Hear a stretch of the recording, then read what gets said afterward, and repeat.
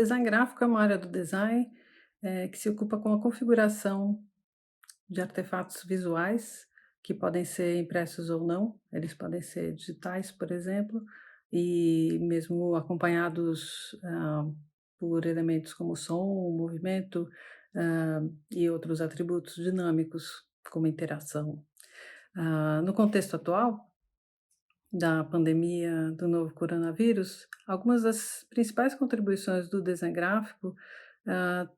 têm vindo do campo do design da informação, que é um campo, então, que dentro do design gráfico que se preocupa com a eficácia e a eficiência dos processos comunicativos desencadeados por esses artefatos visuais. Hã, um exemplo de contribuição são os infográficos e as visualizações de dados, que são importantes para explicar e narrar fatos, para tomar decisões a respeito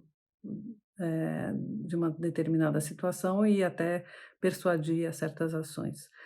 Desde o início da pandemia, a gente tem visto notícias que são acompanhadas por infográficos na tentativa de auxiliar na compreensão da situação sanitária, a evolução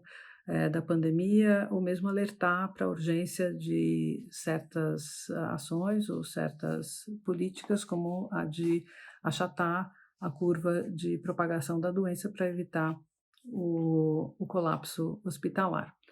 Hum,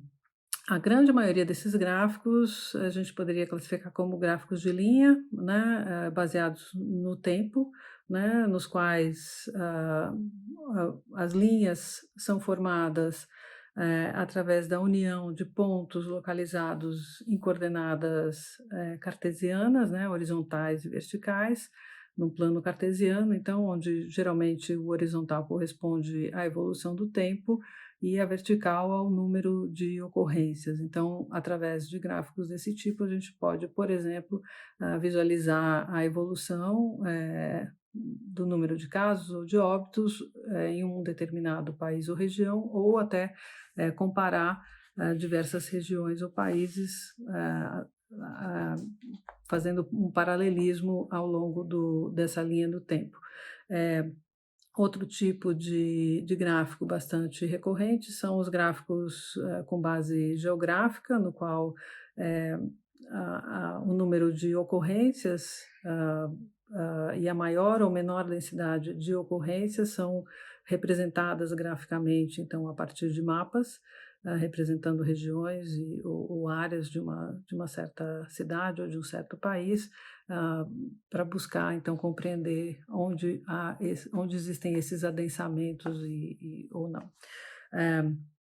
Infográficos como esses são, é lógico, produzidos por muitos profissionais ou mesmo por usuários comuns de softwares, como Excel, por exemplo, que permite criar esses gráficos de linha com bastante facilidade. Então, nesse contexto, os designers gráficos têm a responsabilidade de contribuir com o seu conhecimento, com a sua experiência e principalmente com os seus valores, para a seleção e combinação de elementos da linguagem visual, né, ou seja, formas, cores, letras, eh, que vão propiciar então uma interpretação